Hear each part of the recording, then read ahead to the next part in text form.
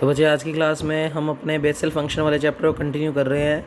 तो आज बच्चे ये यूनिट ख़त्म हो जाएगा, 3 ही आर्टिकल रह गए। तो पहला आर्टिकल देख रहे हैं बच्चे। सबसे पहले वो कहता है 0 से B X J zero bracket में ए एक्स डी एक्स को प्रूव करो B upon A J one A B. अब बच्चे कहीं ना कहीं हम लोगों को दिख रहा है कि एक तरफ जे के पैरों में 0 और एक तरफ जे के पैरों में 1, यानी इंक्रीज़ हो रहा है।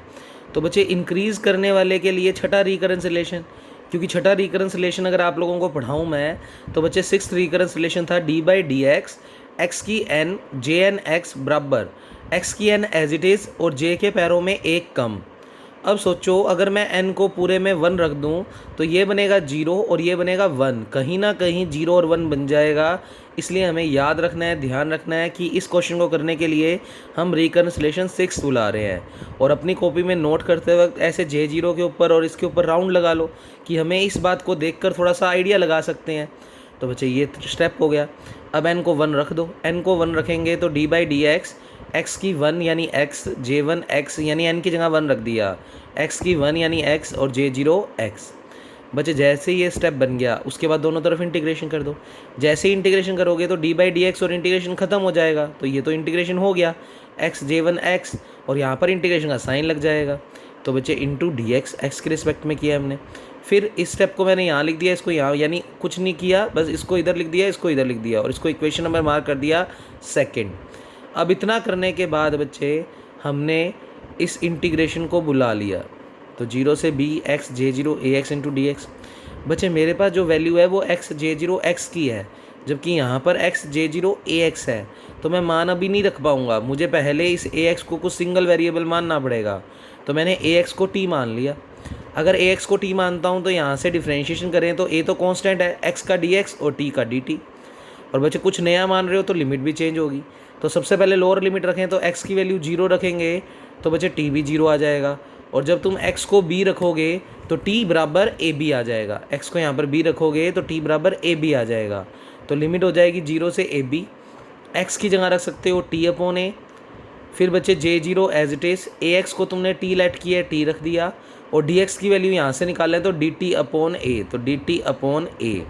बच्चे ये a और ये a कांस्टेंट है, बाहर आ गया, ए स्क्वायर बन गया। 0 से ए बी, टी चली रहे, J0 टी चली रहे, डी टी चली रहे। अब बच्चे तुम इसको इक्वेशन 2 में यूज़ करवा दो, मतलब यहाँ से ये रख सकते हैं। तो इक्वेशन 2 के अंदर अगर हम देखें तो टी J0 टी और D T, T J0 T D T, यानी एक्स की जगह टी रख दें तो T J0 T D T, तो इसकी वैल्यू आ जाएगी टी J1 टी। तो बच्चे इस पूरे का मान रख दिया हमने टी J1 टी। और ये इंटीग्रेशन हो चुका है क्योंकि इसका पूरे का इंटीग्रेशन ये है। तो बच्चे इस स्टेप का भी जो इंटीग्रेशन है वो ये है। बस लिमिट रहेगी 0 से A B, upper limit minus lower limit. तो टी की जगह ए बी रखेंगे तो A B J1 A B, और 0 रखेंगे तो 0 इंटू कुछ भी 0। फिर बच्चे थोड़ा सा सॉल्व कर लो, ए के से ए के कैंसिल आउट हो जाएगा तो B upon A J1 A B. यही हमें प्रूव करना था, B upon A J1 A B. तो बच्चे ये तो बहुत ही सिंपल सा आर्टिकल था। छठा रिकन्सिलेशन क्यों बुलाया वो भी थोड़ा सा मैंने हिंट आपको दिया। तो इस तरीके से आप इस क्वेश्चन को टैकल कर सकते हैं। नेक्स्ट क्वेश्चन देख रहे हैं बच्चे आज की क्लास में। तो 3 ही आर्टिकल रह गए, उसके बाद ये यूनिट कंप्लीट कर देंगे। अगला भी अच्छा और इम्पोर्टेंट क्वेश्चन है बच्चे, वो कह रहा है जनरेटिंग फंक्शन। बच्चे पेपर में बाय नेम आ सकता है कि बेसल फंक्शन के जनरेटिंग फंक्शन को बताएं। तो बच्चे बेसल फंक्शन जिस चीज़ से जनरेट हुआ है वो क्वांटिटी है e की x/2 ब्रैकेट में z माइनस 1 अपॉन जेड। तो वापस सुने, e की x/2 z minus 1 upon Z, और ये ब्रैकेट भी पूरा का पूरा ऊपर पावर में ही है। तो वापस e की x/2 और ब्रैकेट में z माइनस 1 अपॉन जेड, ये नीचे नहीं है, ये पावर में ही है। तो इसे कहते हैं बेसल फंक्शन का जनरेटिंग फंक्शन। अब वो हमसे क्या मांग रहा है इस वर्डिंग्स में, और हो सकता है पेपर में सीधा लिखा आ जाए बेसल फंक्शन के जनरेटिंग फंक्शन का आर्टिकल डिराइव करो, तो आप ये पूरा आर्टिकल कर देना। अदरवाइज ऐसे लैंग्वेज लिखी हुई है तो सुनो, कहता show that when n is a positive integer. कहता अगर आप n को एक पॉजिटिव इंटीजर मानकर चलते हो तो Jnx is the coefficient of z की n in the expansion of this quantity. कहता मतलब इस क्वांटिटी का अगर अपने एक्सपेंशन करें और इसमें से जेड की एन का कोफिशिएंट छांटें तो वो किसकी वैल्यू देगा, जे एन एक्स। तो कुल मिलाकर ये इसका क्या हो गया, जनरेटिंग फंक्शन। क्योंकि अगर हम इसके एक्सपेंशन को खोल के जेड की पावर एन का कोफिशिएंट छांटें तो उससे अगर हमें जे एन एक्स की वैल्यू मिलती है तो इसका मतलब जे एन एक्स जो है वो जनरेट किससे हुआ है, इस चीज़ से। तो इसलिए इसको बोलते हैं बेसल फंक्शन का जनरेटिंग फंक्शन। उसके अलावा also show that J N X is the coefficient of Z की माइनस एन। बचे जेड की एन का कोफिशिएंट तो है ही जे एन, पर जेड की माइनस एन का कोफिशिएंट भी जे एन एक्स है, बट मल्टीप्लाई किससे हो रखा होगा, -1 की एन से, in the expansion of above expression. मतलब इसी को मैं सोल्व करूं और उसमें से जेड की माइनस एन का कोफिशिएंट छांटना चाहूँ तो बच्चे जेड की माइनस एन का कोफिशिएंट आएगा -1 की N into J N X. J N X का मल्टीप्लाई किससे हो जाएगा, -1 की एन। यानी जब मैं जे एन का कोफिशिएंट छांटूंगा इस वाले एक्सपेंशन से तो जे एन एक्स आएगा, और अगर इसी एक्सपेंशन से जे की माइनस एन का कोफिशिएंट छांटूंगा तो वो -1 की N into J N X, मतलब एक साथ में -1 की एन एक्स्ट्रा आ जाएगा। तो बच्चे देखते हैं। अच्छा, इसी को शब्दों में लिख के दिखा दिया कि जब तुम इसको एक्सपेंड करके सोल्व करोगे तो जेड की एन का कोफिशिएंट जे एन एक्स आएगा। और बच्चे इतनी इतनी क्वांटिटी को बोलते हैं generating function of J N X, यानी बेसल फंक्शन का जनरेटिंग फंक्शन। तो इसका आर्टिकल देखते हैं बच्चे, कैसे इसको सोल्व करेंगे हम। बच्चे इस पूरी बात को सोल्व करने के लिए और आगे भी इस चैप्टर जो इसके आगे की यूनिट करेंगे हम उसको भी देखने के लिए हमें एक छोटी सी बात पता होनी चाहिए। तो पहले मैं आपको वो साइड में बता रहा हूँ, यहाँ बता रहा हूँ, उसका यूज़ ऊपर ऊपर ही है। बच्चे ई की एक्स का एक्सपेंशन आना चाहिए, 1 + x² अपॉन फैक्टोरियल 2 x की 3 अपॉन फैक्टोरियल 3। और इसको समेशन की फॉर्म में लिखना चाहें तो समेशन r बराबर 0 से इन्फिनिटी x की power r upon r factorial. अब आप कहोगे ऐसे कैसे, बच्चे आप रख के देख लो। r को 0 रखोगे तो x की 0 1 होता है और 0 फैक्टोरियल भी 1 होता है, 1/1 1 पहली टर्म मिल गई। समेशन का मतलब जोड़ना होता है तो प्लस आ गया। r को बढ़ाकर 1 करोगे तो x की 1/1 फैक्टोरियल, तो x की 1/1 फैक्टोरियल, इस x को लिख सकते हैं ना, x की 1/1 फैक्टोरियल। 2 रखेंगे तो x की 2/2 फैक्टोरियल, 3 रखेंगे तो x की 3/3 फैक्टोरियल। तो कुल मिलाकर आपने क्या देखा, अगर e की पावर प्लस में x है तो जो भी पावर में है, जो भी चीज़ पावर में है तो आप उस x का r/r फैक्टोरियल और समेशन r बराबर 0 से इन्फिनिटी। अब सोचो अगर e की 2x होता तो मैं ये पूरा एक्सपेंशन x की जगह 2x रख देता और उसको लिख देता समेशन r बराबर 0 से इन्फिनिटी, पूरे की पूरी पावर 2x है तो बच्चे 2x की पावर r/r फैक्टोरियल। आप खोल के देख लो, बिल्कुल ये एक्सपेंशन पूरा, जब अगर x की जगह 2x रख दोगे और इस वाले से r को 0 1 2 3 रखोगे तो बिल्कुल सेम एक्सपेंशन आ जाएगा। पर बच्चे अगर यही चीज़ e की -x होती तो उसका एक्सपेंशन होता है अल्टरनेट साइन।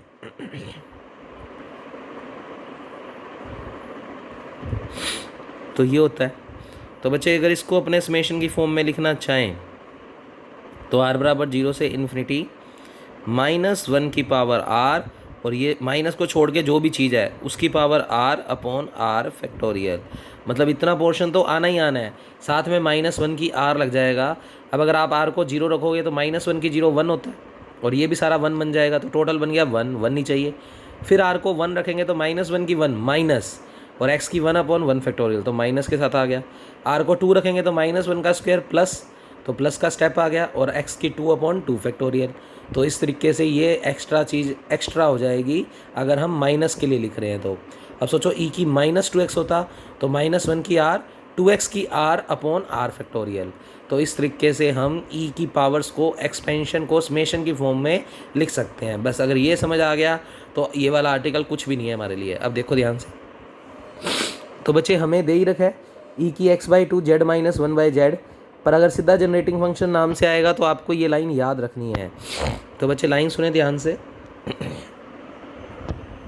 तो थोड़ा सा मैं आपके लिए क्लियरिटी बढ़ा देता हूँ। बच्चे e की x/2 z - 1/z, इस क्वांटिटी को बुला लिया। ये वापस कह रहा हूँ मैं, ये पूरी की पूरी चीज़ x के साथ ही पावर में है, मतलब पूरा पूरा x के साथ मल्टीप्लाई में है ये स्टेप, पर e की पावर्स में है ये सब चीज़। तो बच्चे ये x/2, ये x/2 है, सिंपल भाषा में लिख लो ऐसे कंफ्यूज होते हो तो। x/2 का मल्टीप्लाई इस z से करेंगे तो e की xz/2, और बच्चे x/2 का मल्टीप्लाई इससे करेंगे तो माइनस का x/2z, और e की पावर को अलग कर दिया तो e की माइनस x/2z।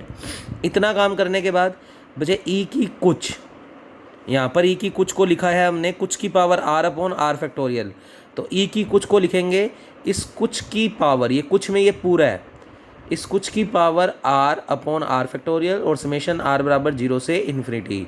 ऐसे ही इसके लिए लिखना है। अब बच्चे इधर r वेरिएबल यूज़ कर चुके हैं तो इधर कुछ और लेंगे, प्लस इधर माइनस की फॉर्म में है, तो बच्चे ये तो मेरा हो गया कुछ, तो कुछ की पावर s/s फैक्टोरियल और साथ में -1 की पावर s, और समेशन r s बराबर 0 से इन्फिनिटी। दोनों चीज़ें मल्टीप्लाई में है तो ये दोनों भी मल्टीप्लाई में है। फिर बच्चे समेशंस को एक साथ कर दिया, -1 की s चल ही रहा है, फैक्टोरियल s चल ही रहा है, फैक्टोरियल r चल ही रहा है, ये है x/2 की पावर r और ये है x/2 की पावर s, इनको इकट्ठा कर दिया तो x/2 की पावर r प्लस s। बच क्या गया z बाय सिर्फ z की पावर r, और यहाँ पर z को ऊपर लेकर जाएंगे तो z की पावर -1, तो z की पावर -s, तो z की पावर r और z की पावर -s जोड़ दिया तो z की पावर r -s, यानी यहाँ पर x/2 पावर्स को इकट्ठा कर लिया और z को ही पावर्स को इकट्ठा कर लिया, इसको मार्क कर दिया इक्वेशन नंबर 1। तो यहाँ तक बच्चे हम पहुँच गए। अब यहाँ तक पहुँचने के बाद ध्यान से सुनना, मुझे क्वेश्चन में बोला गया था कि इसको एक्सपेंड करके अगर z की n का कोफिशिएंट छांटें तो बच्चे हमें jnx मिलेगा। अब jnx हमें पता होना चाहिए। बच्चे jnx का मैं तुम्हारे लिए फॉर्मूला लिख देता हूँ, तुम्हें याद भी हो गया होगा, समेशन r बराबर 0 से इन्फिनिटी -1 की power r/r factorial gamma n plus r plus 1 x/2 की पावर n प्लस 2r। ये सब तुमने सुना हुआ है, तुम्हें याद ही होगा। अच्छा मान लो बाई चांस यहाँ पर s के अंदर लिखूँ तो s से आ जाएगा, r की जगह सारों में s आ जाएगा, वो तो डजेंट मैटर, ये पूरी चीज़ फिर jnx का फॉर्मूला होती है।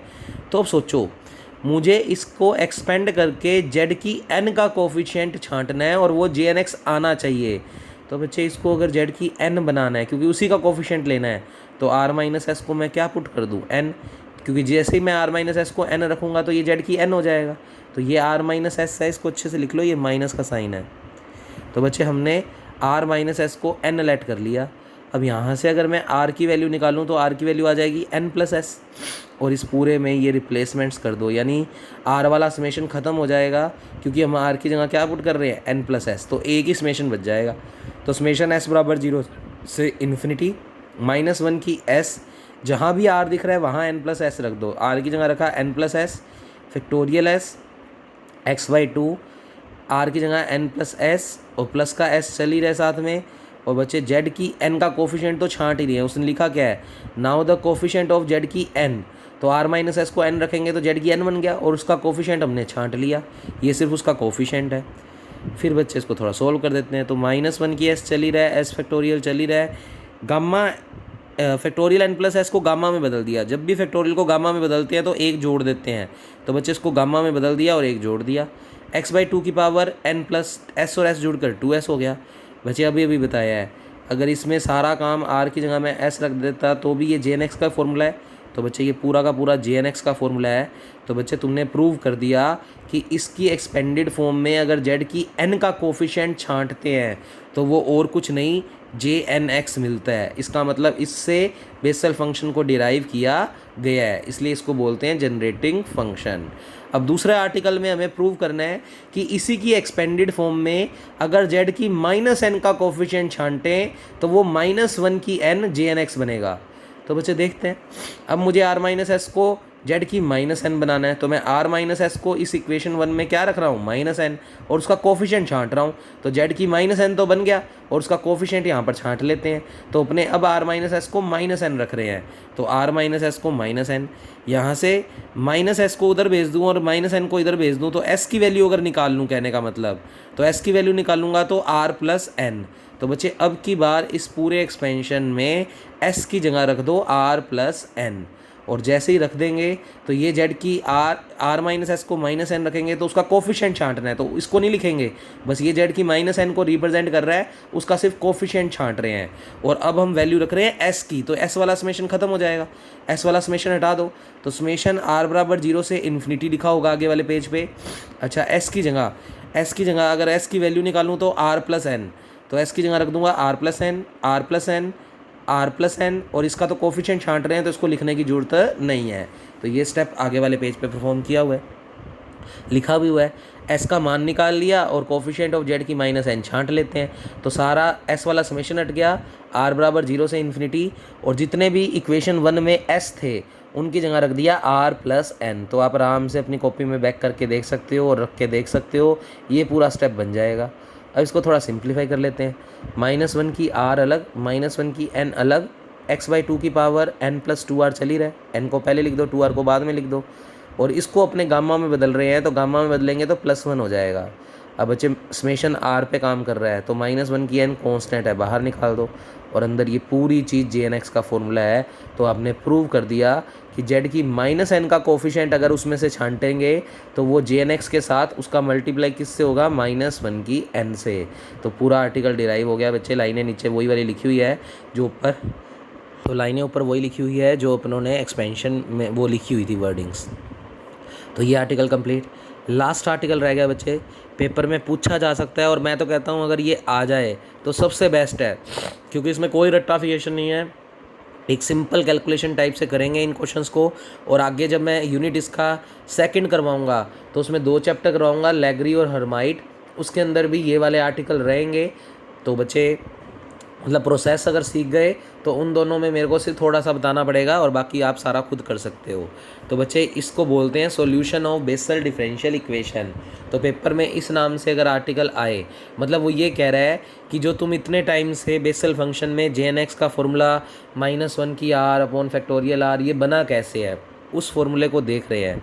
तो बच्चे उसके लिए काम कर रहे हैं, यानी बेसल डिफरेंशियल इक्वेशन को सोल्व करने पर y के जो 2 मान आते हैं jnx और j-nx वो कैसे बने हैं उनकी डेरिवेशंस देख रहे हैं।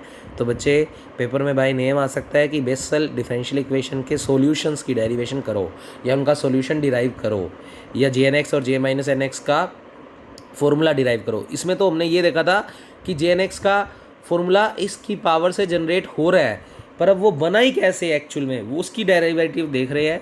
तो उसके लिए आपको ध्यान में रखना है, सबसे पहले आपको बेसल डिफरेंशियल इक्वेशन को बुलाना है जो हमने स्टार्टिंग में पढ़ा था। तो बच्चे हमने क्या पढ़ी थी Bessel differential equation, x² d² y upon dx² plus x dy/dx plus x² minus n² y is equal to 0। इसको बोल दिया इक्वेशन नंबर 1। अब इसको सोल्व करके जो y के 2 मान आएंगे वो निकाल कर दिखाने हैं। तो बच्चे प्लानिंग इसी के अकॉर्डिंग, हमें इस इक्वेशन को सोल्व करना है तो हमें y चाहिए, क्योंकि अगर y मिल गया तो dy/dx भी निकाल लेंगे, d²y/dx² भी निकाल देंगे, उठा के रख देंगे। तो बच्चे हमें इस क्वेश्चनों को, इन इक्वेशनों को सोल्व करने के लिए अपनी तरफ से इसका एक सॉल्यूशन मानकर चलना है। जैसे आप hit and trial method use करते हैं कि आप अपनी तरफ से किसी आंसर को एज्यूम करते हैं और देखते हैं कि क्या वो उसको सेटिस्फाई कर रहा है या नहीं। तो इस क्वेश्चन में भी हम सॉल्यूशन निकालने के लिए अपनी तरफ से y का एक सॉल्यूशन मान कर चल लेंगे। अब जब मैं तुम्हें आगे वाले यूनिट्स करवाऊंगा लेग्री या हर्माइट, उसके अंदर भी उनकी डिफरेंशियल इक्वेशन कुछ अलग है, पर उसके अंदर जो y नाम का सॉल्यूशन हम मान कर चलेंगे वो यही मान कर चलेंगे। तो बच्चे लिखा मैंने, the solution of Bessel differential equation 1 can be determined in the ascending series of x। मतलब कुल मिलाकर आपको सीधी सी एक लाइन लिखनी है कि लेट इट्स सॉल्यूशन इज़, और y का मान हम मानकर चलेंगे समेशन r बराबर 0 से इन्फिनिटी a के पैरों में r और x की पावर में c प्लस r। ये सॉल्यूशन मैं जब लेग्री और हर्माइट कराऊंगा तो भी यही मान कर चलूँगा। तो मैंने ये सॉल्यूशन अपनी तरफ से मान लिया, इसको मार्क कर दिया इक्वेशन 2, और मान कर चलाऊँ कि जब तुम r को 0 रखोगे तो a0 बनेगा, और a0 0 नहीं है, यानी स्टार्टिंग वैल्यू 0 नहीं है। बाकी आगे वाले कोफिशिएंट a1 a2 a3 ये कुछ भी हो सकते हैं, पर a0 को हम मान कर चले हैं नॉन जीरो। वो इसलिए क्योंकि अगर यही 0 हो गया तो ये सारे स्टेप भी फिर 0 कर देता है, मतलब पहली टर्म ही ख़त्म हो गई तो फिर वो उतनी पावर का नहीं रहेगा। तो आपको बेसिकली ध्यान में रखना है कि आपको इस इक्वेशन का जो एक सोल्यूशन है वो मानकर चलना है y बराबर समेशन r बराबर 0 से इन्फिनिटी ए आर एक्स की पावर c प्लस आर, और जहाँ पर a 0 not equal to 0, r पैरों में एक इनिशियल है बस, ठीक है। अब क्वेश्चन के अकॉर्डिंग y तो हमने मान ही लिया, dy बाई डी एक्स चाहिए और d2y बाई डी एक्स के चाहिए, तो निकाल लेते हैं। सबसे पहले x के रिस्पेक्ट में इसका डिफरेंशिएशन, तो dy by D X summation as it is A R as it is, क्योंकि ये तो कांस्टेंट है। x की n का होता है n x की पावर n माइनस वन, तो c प्लस आर आगे आ जाएगा और x की power c plus are minus one, तो सिंपल डिफरेंशिएशन है। अब d2y by D x square निकाल लो, तो इसका एक बार और कर दो, तो ये और ये तो कांस्टेंट है, x की पावर n का n x की पावर n माइनस वन, तो c plus are minus one आगे आ जाएगा और x की पावर हो जाएगी c plus are minus one, तो c plus are minus to.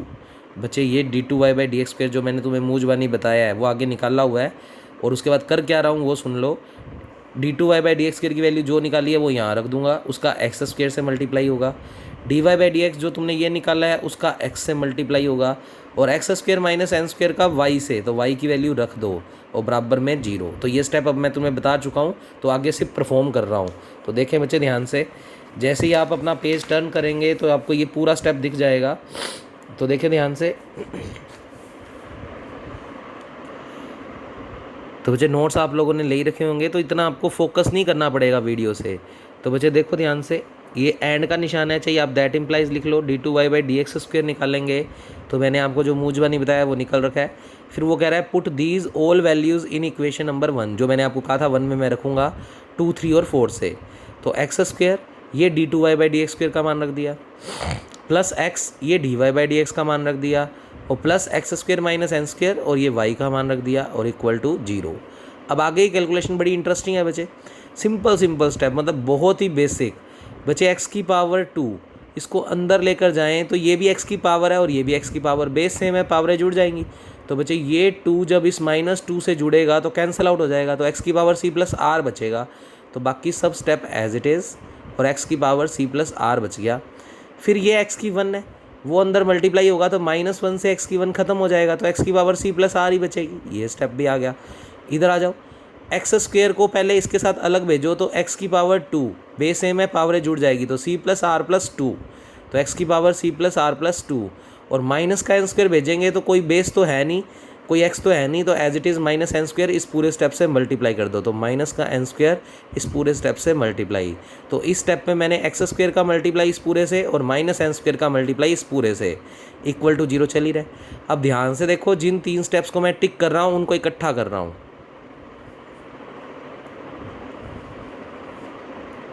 इन 3 को कैसे कर पा रहा हूँ बच्चे, तीनों में ही x की power c plus r, x की power c plus r, x की पावर c प्लस आर, तो तीनों को इकट्ठा किया जा सकता है।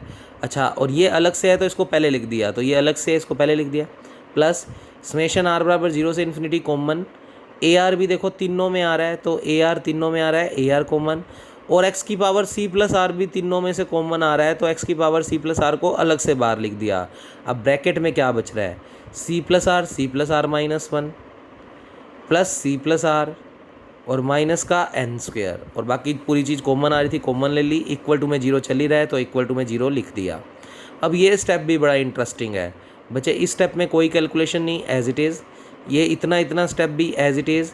बच्चे मैंने ये जो कॉमन लिया वो इतने ब्रैकेट में से, ध्यान से सुनना मैं क्या कह रहा हूँ, मैंने इतने स्टेप में से कॉमन लिया, तो c प्लस आर कॉमन आ रहा है, c प्लस आर कॉमन लिया, c प्लस आर माइनस 1, और बच्चे यहाँ से c प्लस आर कॉमन ले लिया तो ये बचेगा +1, तो कुल मिलाकर एक +1 बचेगा और एक ये वाला -1, और वो आपस में क्या हो जाएगा, कैंसिल आउट। वापस सुन लो, इतने स्टेप में से अलग से ही, मतलब ये पूरी चीज़ ब्रैकेट में चल रही है, ये पूरी चीज़ ब्रैकेट में चल रही है, और फिर इतने को अलग सोल्व कर दिया अंदर, तो c प्लस आर क्या ले लिया, कॉमन, तो अंदर बचेगा c प्लस आर -1, उसने -1 को बाद में लिखा हुआ है, और यहाँ से c प्लस आर कॉमन ले लेंगे तो +1, वो +1 लिखा हुआ है।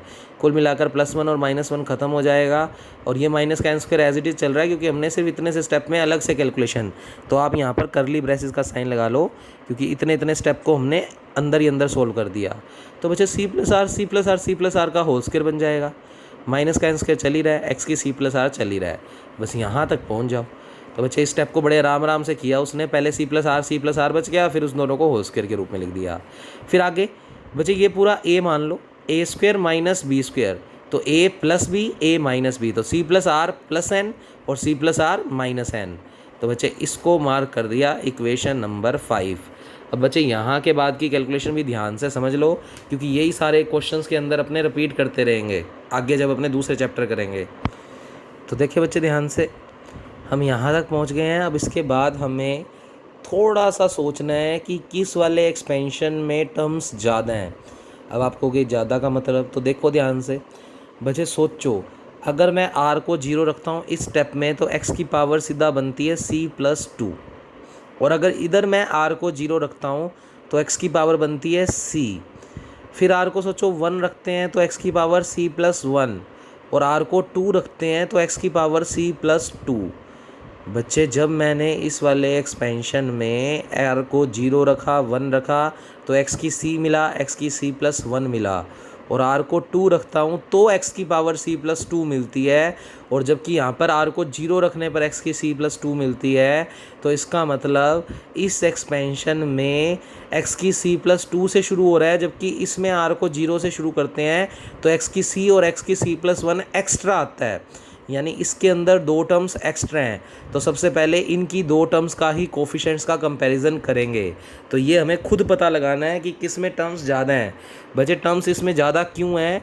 क्योंकि r को देखो दोनों को 0 से शुरू कर रखा है, पर इसको r को 0 रखता हूँ तो x की पावर सीधा c+2 से शुरू होता है, और इसमें r को 0 रखता हूँ तो x की c से शुरू हो रहा है।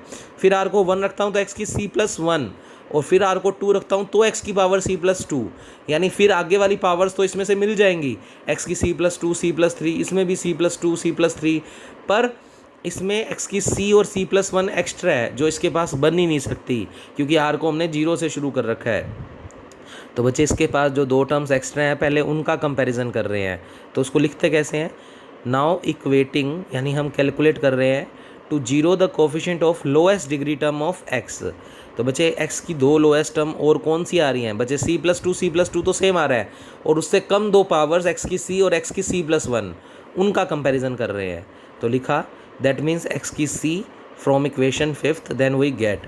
बच्चे मुझे x की c का कोफिशिएंट चाहिए, तो x की c का कोफिशिएंट सिर्फ इस स्टेप से मिलेगा। इसमें तो x की c बन ही नहीं पाएगा, इसमें तो सीधा x की c+2 ही बन रहा है, तो इसमें x की c का कोफिशिएंट है ही नहीं, तो 0।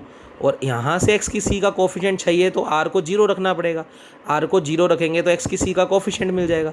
तो छांटो x की c का कोफिशिएंट, r को 0 रखेंगे तो a0 c+0 plus n c+0 minus n, ये हमें कोफिशिएंट मिल गया x की c का। तो a0 c+0 plus n c+0 minus n, इसमें मिला ही नहीं तो 0 ही लिख दिया, और बराबर में 0 चल ही रहा है तो 0 लिख दिया, क्योंकि बराबर में भी x की c का कोफिशिएंट है ही नहीं तो 0 ही है। अब थोड़ा सोल्व किया, c plus n c minus n बराबर 0। a0 को याद करो, मैं स्टार्टिंग में मानकर चला था वो 0 नहीं है। अगर ये 0 नहीं है तो ये 2 में से कोई एक 0 होगा, तो आइदर ये 0 आइदर ये 0। तो c का मान आ गया एक तो प्लस n और एक माइनस n। तो बच्चे x की c का कोफिशिएंट का कंपैरिजन करने से हमें c की 2 वैल्यूज़ मिल गई। अब ये 2 वैल्यू तो मिल चुकी हैं। अब एक्स्ट्रा टर्म एक और है बच्चे, अगर r को 1 रखते हैं तो x की c+1 उसका कोफिशिएंट और छांट रहे हैं, तो x की c+1 का कोफिशिएंट छांटना है तो r को 1 रखना पड़ेगा, a1 c+1 plus n c+1 minus n, और इसमें x की 1 का कोफिशिएंट है ही नहीं x की c+1 का, तो वो 0 और बराबर में 0 चल ही रहा है। तो कुल मिलाकर मैंने अगले टर्म में x की c+1 का कोफिशिएंट छांट लिया। तो आप लोग ध्यान से देखें, x की c+1 का कोफिशिएंट हमने आराम से छांटा हुआ है, वर्डिंग में लिखा भी हुआ है। Now again equating to 0 the coefficient of lowest degree term of x, that means x की c+1 फ्रॉम इक्वेशन 5th। तो हमने c+1 का कोफिशिएंट छांटना है तो r को 1 रख दिया सेकंड टर्म में, तो a1 c+1 plus n c+1 minus n बराबर 0। अब बच्चे 3 का प्रोडक्ट 0 आ रहा है तो इन तीनों में से कोई एक तो 0 होगा। अब हमने अभी पीछे जब कैलकुलेशन किया x की c के कोफिशिएंट की, तो c का मान आया था n और माइनस n। बच्चे अगर मैं c को n रखता हूँ इस पूरे में तो ये दोनों टर्म्स ही 0 नहीं बन रही। देखो चाहिए c को n रखूँगा तो n से n कट जाएगा 1 बचेगा, 1 जीरो होता नहीं, और सी को n रखेंगे तो 2n+1, तो ये दोनों स्टेप ही जीरो नहीं बन रहे जब सी को n रख रहा हूँ। और सी को -n रखता हूँ तो बच्चे सी को -n रखने पर -n से +n खत्म, 1 बचेगा, ये जीरो नहीं बना रहा। और सी को यहाँ पर -n रखता हूँ तो -n -2n+1, ये भी जीरो नहीं बना रहा। यानी बेसिकली इन टर्म्स का मल्टीप्लाई जीरो तो आ रहा है, पर सी को n और -n रखने पर ये फैक्टर तो जीरो नहीं हो रहे, तो फिर जीरो तो आ रहा है प्रोडक्ट, तो किसको जीरो होना पड़ेगा, a1। तो इसलिए हमने लिखा कि दैट मीन्स a1 ही फिर क्या होगा, जीरो। और आप थोड़ा सा शब्दों में लिखना चाहो अपनी कॉपी में तो लिख लो, c बराबर n और -n पे ये फैक्टर तो जीरो होने को तैयार नहीं है, तो फिर जीरो किसको ही होना पड़ेगा, क्योंकि प्रोडक्ट तो जीरो आ रहा है, तो फिर a1 को ही क्या होना पड़ेगा, जीरो। तो a1 का मान भी कैलकुलेट होकर आ गया बच्चे, जीरो। अब हम निकाल रहे हैं समीकरण 5 में कॉमन टर्म। तो कॉमन टर्म तो अब आनी स्टार्ट हो गई भैया, आर को जीरो रखता हूँ तो एक्स की c+2 बनता है, और यहाँ पर आर को 3 रखता हूँ तो c+2 बन जाएगा। तो अब सारी टर्म्स मिलेंगी दोनों में, तो सीधा अपने ये लास्ट टर्म का कंपैरिजन कर रहे हैं, तो x की c+r+2 का कोफिशिएंट ले रहे हैं, क्योंकि अब दोनों में ही कॉमन टर्म्स आ सकती हैं, मिल सकती हैं। तो x की c+r+2 का कोफिशिएंट छांट रहा हूँ, तो बच्चे x की c+r+2 का कोफिशिएंट यहाँ से तो मिलेगा ar, और सोचो यहाँ से भी x की c+r+2 का कोफिशिएंट चाहिए, तो r की वैल्यू बढ़ते बढ़ते हम r+2 रखेंगे तो c+r+2 का कोफिशिएंट मिल जाएगा। तो सभी r की जगह क्या रख दोगे, r+2 r+2 r+2, और वो मिल जाएगा हमें x की पावर c+r+2 का कोफिशिएंट। तो अब डायरेक्ट कॉमन कोफिशिएंट का मतलब हम इसकी हाईएस्ट पावर का कोफिशिएंट ले रहे हैं, क्योंकि अब इसमें जितनी भी टर्म्स बनेगी वो इसमें भी बनेगी, तो सीधा इसका कोफिशिएंट, क्योंकि ऐसे तो बहुत सारी टर्म्स है, अब कितनी दिखाएं, 2 भी है 3 भी है, दोनों में आ रहा है, तो हमने सीधा x की c+r+2 का कोफिशिएंट, तो लिखा मैंने x की c+r+2 का कोफिशिएंट यहाँ से तो ar, और यहाँ पर x की c+r+2 का कोफिशिएंट चाहिए तो r की जगह r+2 रखना है, तो सारों में r की जगह क्या रख देंगे, r+2, वो रख के दिखाया हुआ है। तो मैं आपको ये स्टेप पढ़वाता हूँ। तो बच्चे याद रखना a1 का मान जीरो आ चुका है। Now again equating to zero the coefficient of x की c+r+2। तो बच्चे पहले पार्ट में तो x की c+r+2 का कोफिशिएंट ar, और दूसरी वाली टर्म में सारे r की जगह r+2 रख दिया, तो ar+2 c+r+2+n c+r+2-n बराबर में जीरो चल ही रहा है। बच्चे इस स्टेप को थोड़ा सिंप्लीफाई कर दो, तो c+r2+n चल ही रहा है, ar को उधर ले गए, कहने का मतलब सिंप्लीफाई तो है ही ऑलरेडी, तो ये टर्म पूरी की पूरी एज इट इज़, प्लस का ar उधर जाकर किसका हो गया, माइनस का। यहाँ से अगर ar+2 की वैल्यू कैलकुलेट करूँ तो बच्चे ar+2 के साथ ये पूरा बड़े वाला जो ब्रैकेट दिख रहा है हमें, इस पूरे को हम अपॉन में ले गए, तो ध्यान से देखो ar+2 का मान निकालेंगे तो ये पूरा ब्रैकेट अपॉन में चला जाएगा, तो यहाँ तक पहुँच गए। अब बच्चे वैल्यूज़ निकालनी शुरू करते हैं। तो बच्चे a0 तो नॉन जीरो है, वो हम पहले ही लिख चुके हैं, a1 का मान जीरो आ चुका है, तो हम r की वैल्यू 0 1 2 3 रखते हैं और आगे की वैल्यूज़ निकालते हैं। तो बच्चे r का मान आप जीरो रखेंगे तो यहाँ पर बनेगा a2, और r को जीरो रखेंगे तो a0, और नीचे भी r को जीरो और r को जीरो रखेंगे तो ये पूरी टर्म बन जाएगी। इतना तो ये आ गया a2 का मान। अब r को बढ़ाकर 1 रखते हैं, तो 1 रखेंगे तो a3 का मान आ जाएगा, तो a3 बराबर r को 1 रखेंगे तो माइनस का a1, अपॉन में भी r को 1 रखेंगे तो 1 रख दिया, तो 1 + 2 हो गया 3, और 1 + 2 हो गया 3। पर बच्चे a1 का मान हम प्रूव कर चुके हैं जीरो। बच्चे a1 को जीरो रखेंगे तो a3 भी क्या आ जाएगा, जीरो, यानी a1 भी जीरो, और उसकी वजह से a3 भी क्या आ गया, जीरो। तो यहाँ पर उसने लिख दिया क्योंकि a1 बराबर जीरो, वो रख देंगे तो a3 भी बराबर कितना आ जाएगा, जीरो। फिर r को बढ़ाकर बच्चे 2 रख दिया, तो a4 का मान बराबर -a2, r की जगह 2 रखेंगे तो 4 बन जाएगा, r की जगह 2 रखेंगे तो 4 बन जाएगा। और a2 का मान हमने a0 की टर्म्स में निकाला हुआ है, तो ये पूरा मान रख दिया। तो देखो -a0 अपॉन दिस, और जो माइनस आया था वो माइनस इस माइनस के साथ -1 की स्क्वायर बन जाएगा। यानी वापस सुनो, r को जैसे ही आप 2 रखोगे तो a4 बराबर a2 और ये सारा स्टेप, तो ये बन गया। और a2 का मान -a0 अपॉन 2 फैक्टर, तो माइनस का a0 अपॉन 2 फैक्टर, और वो माइनस को मैंने माइनस माइनस प्लस नहीं किया, एक सिमेट्री बनाने की कोशिश की, तो -1 की स्क्वायर बन गया।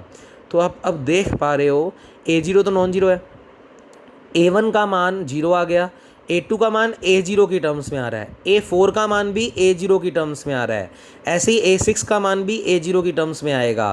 पर A1, A3, A5 यानी सारी ओड वाले जीरो आते जाएंगे। क्यों?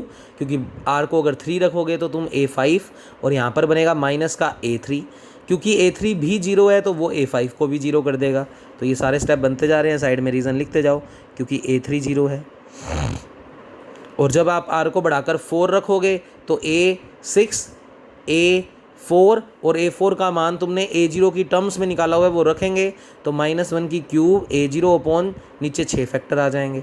तो इस तरीके से एक सिमेट्री मिल गई और अब समझ आ गई कहानी कि A1, A3, A5, A7 ये सारे स्टेप क्या आने वाले हैं, जीरो। और बच्चे जो 2, 4, 6 हैं वो A0 की टर्म्स में। तो बच्चे हमने जो स्टार्टिंग में सॉल्यूशन मानना था, y एक सॉल्यूशन ही था ना, तो y हमने मानना था समेशन r बराबर 0 से इन्फिनिटी AR x की power c plus R. Summation को सिंपली खोल दो, तो r की जगह 0 रखेंगे तो A0 x की पावर c प्लस 0, तो x की c प्लस 0 कितना होता है। तो बच्चे पहले तो देखो कॉमन भी निकाल दिया उसने, साथ साथ 2 स्टेप एक्स्ट्रा कर दिए। मैं एक स्टेप तुम्हारे लिए लिख देता हूँ पहले, तो मैं यहाँ लिख रहा हूँ, r को खोल दो, 0, 1, 2, 3 रख दो।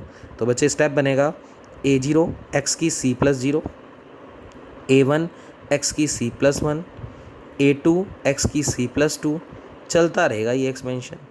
और देख पा रहे हो x की c सभी में आ रहा है, तो x की c कॉमन आ गया, तो अंदर क्या बचेगा, A0, A1 x की पावर 1, A2 x की पावर 2, ऐसे आगे खोलता तो A3 x की पावर c प्लस 3, x की c तो कॉमन आ गया, तो A3 x की पावर 3। तो बच्चे ये मैंने अब तुम्हें लिख के दिखा दिया कि x की c कॉमन निकाल लोगे तो ये बच जाएगा।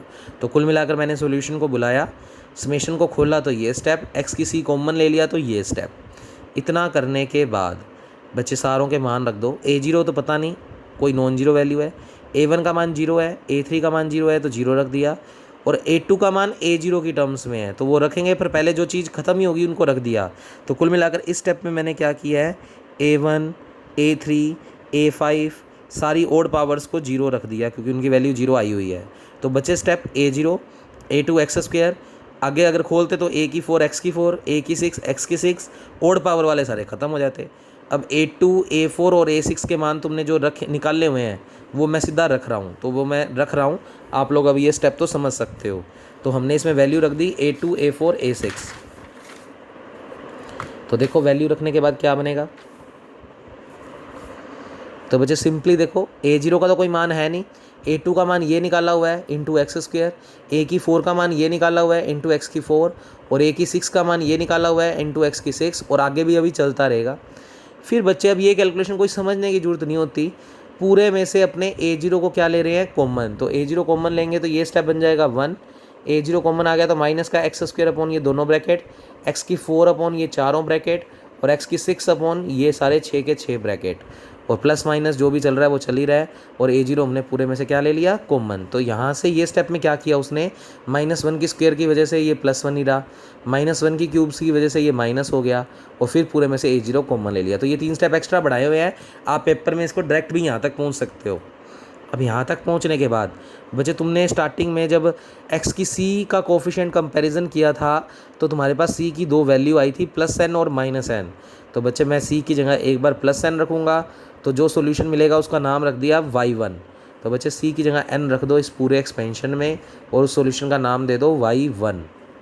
तो A0 1 minus x square upon, बच्चे अपने c की जगह n रखेंगे तो n + n हो गया 2n, तो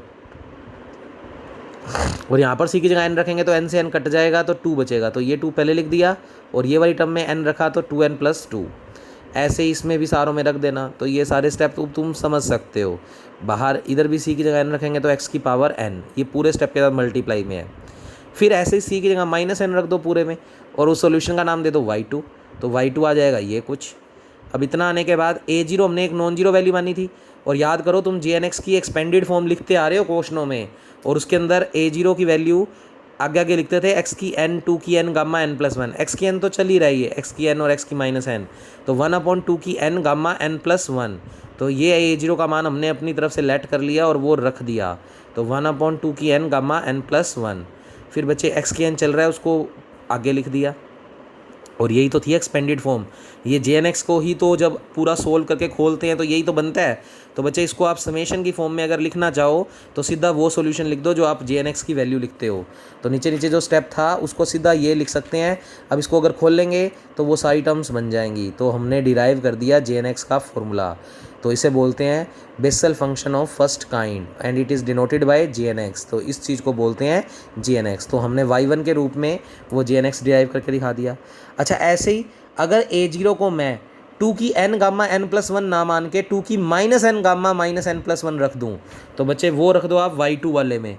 तो बच्चे इसमें a0 का मान अगर हम रख दें 1/2 की -n गामा -n+1, तो ये पूरी चीज़ जो बनेगी वो सोल्व करने पर बन जाएगी जो आपने j की -nx का फॉर्मूला पढ़ा हुआ है। तो बच्चे ये j की -nx का फॉर्मूला। तो ये दोनों सॉल्यूशन y1 और y2 सॉल्यूशन थे। y1 jnx के बराबर आ रहा है और y2 j की -nx के बराबर आ रहा है। यही हमें प्रूव करना था। तो बच्चे ये आर्टिकल कंप्लीट। पेपर में 20 मार्क्स में आने को आ सकता है और मुश्किल बिल्कुल भी नहीं है। ये कोई कैलकुलेशन रटनी भी नहीं है हमें, बहुत ही लॉजिकल तरीके से।